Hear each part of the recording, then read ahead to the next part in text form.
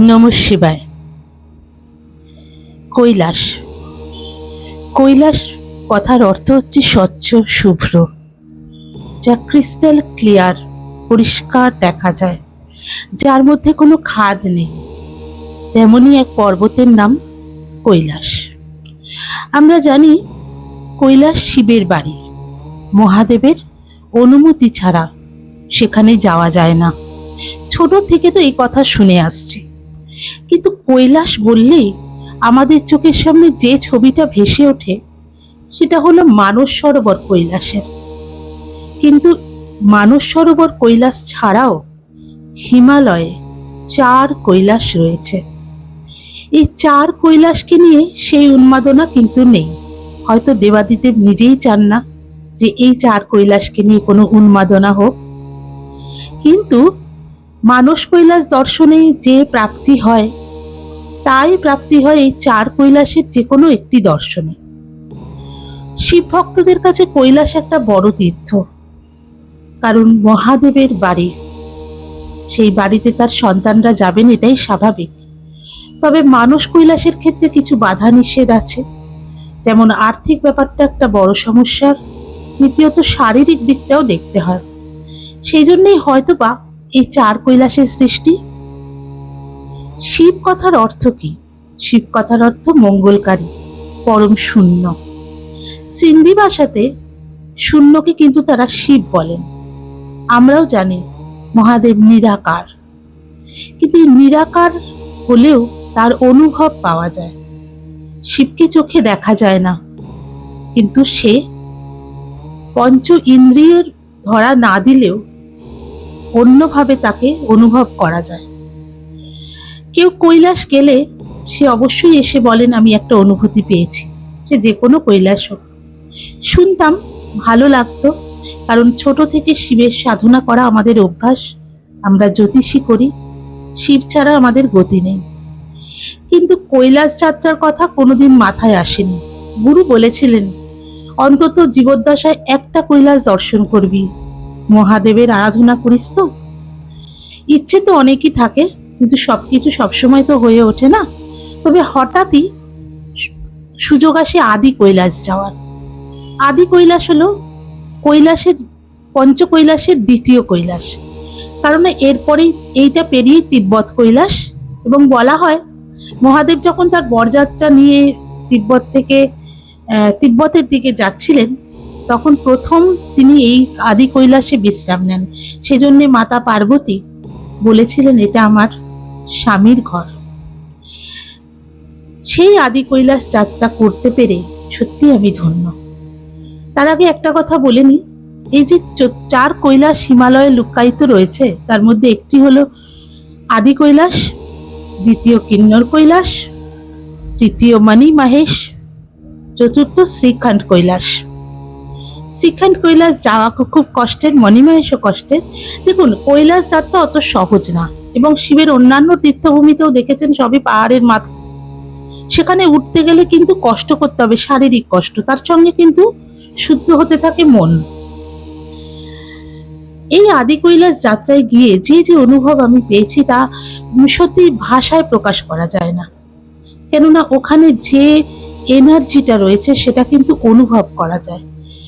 আদি কৈলাস কুটি গ্রামের অন্তর্গত, এবং সেখানকার কুটিয়ালরা আদি কৈলাস পিক, যেটাকে তারা বলে জলিংকং পিক, সেই পিক থেকে কোনো একটা সময় দেখেছিল রাতের বেলা এক ধোঁয়া নির্গত হতে, যে ধোঁয়া এক সময় এক যোগীর আকার ধারণ করে। তারপর থেকে তারা বোঝে যে তাদের প্রিয় দেবতা ওখানে বাস করছেন। ওরা নিচে অনেক রকমের পুজো পাঠ ইত্যাদি করেছিল, এবং আজও চলে সেই ধারা। শিব তো সকলের, কারোর একার নয়।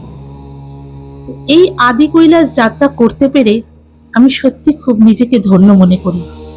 কেননা এই প্রত্যেকটি বাঁকে বাঁকে বিস্ময় এবং পরীক্ষা দিতে দিতে যেতে হবে। এটা কোনো মাসির ঘর না যে আপনি বেড়াতে গেলেন আর চলে এলেন, হবে না। প্রতি পদে পদে আপনাকে পরীক্ষা দিতে হবে। আমরাও দিয়েছি। আমাদের গাড়িতে ধস নামা থেকে শুরু করে বরফ পড়া, গাড়ি আটকে যাওয়া, কি না হয়েছে, কিন্তু তবুও বিশ্বাস করেছি উনি আছেন। আর সত্যি এই ফিলিংটা হয়েওছে। ওম পর্বত দেখার কথা ছিল না, কারণ আধ ঘন্টা আগেও বরফে চারিদিক ঢাকা ছিল। শুধু মহাদেবকে বলেছি এত দূর এত কষ্ট করে এসেছি, দেখতে পাবো না? ওম তো একটা বিস্ময়, পাহাড়ের গায়ে অঙ্কিত প্রাকৃতিক ওম। হিমালয়ে 7টা ওম আছে, কিন্তু এই একটাই দৃশ্যমান, আরগুলো দেখা যায় না। এবং একটাই দৃশ্যমান, এবং ভারতের দিকে ওমের মুখ, নেপালের দিকে তার পেছন। এইসব জায়গা তো অবশ্যই অলৌকিক জায়গা এবং দেবভূমি। যে কালী নদীর পেরিয়ে আমরা যাচ্ছি, অসম্ভব তার বেগে ব্রিজ কাঁপছে। কোথায় প্রকৃতি নিয়ে যায় আমাদের আমরা জানি না, কিন্তু এই দৃশ্যগুলো দেখাও সৌভাগ্যের। আদি কৈলাস নিয়েই সম্প্রতি আমার একটি বই প্রকাশিত হতে চলেছে রাধা প্রকাশনী থেকে, নাম তন্ত্র কৈলাসের পথে। আমি আদি কৈলাস ভ্রমণে গিয়ে ওখানকার যে তন্ত্রের চোরা স্রোত যা প্রকাশ হয় না, তা বুঝতে পেরেছি মহাদেবের কৃপায়। সেই তন্ত্রের বিষয়েও লিখেছি এই বইতে। তার সঙ্গে রয়েছে আমার নিজের অভিজ্ঞতা ও ভ্রমণ কাহিনী। হয়তো বলবেন আদি কৈলাস ভ্রমণ কাহিনী পড়বো কেন? নাও পড়তে পারেন, যদি নিজে অনুভব থাকে নাও পড়তে পারেন। কিন্তু যারা ভ্রমণ ভালোবাসেন, যারা শিবকে ভালোবাসেন, যারা দেবভূমির কথা জানতে চান, তারা পড়বেন। তাদের জন্য আমার এই বই।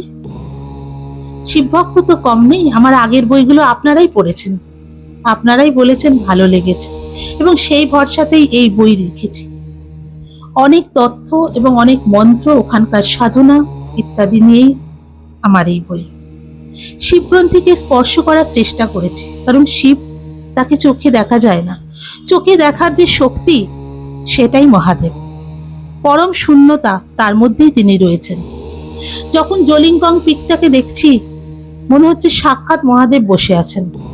কিন্তু তারপরেই এক সাধুর সঙ্গে দেখা হলো, তিনি বললেন ওই পর্বতটা শিব। এই নিয়ে নানান ওঠা পড়া মনের মধ্যে চলতে থাকে। তাহলে শিব কে? শিব আমাদেরই শক্তি। হাইপোথ্যালামাস পিটুইটারি গ্রন্থির মধ্যে যে শক্তি রয়েছে, তার সঙ্গে সম্পর্কিত হচ্ছেন মহাদেব। সেই শক্তিকে আমরা চিনতে পারি না, বুঝতে পারি না, জানতে পারি না, সারা জীবনে জানার চেষ্টাও করি না।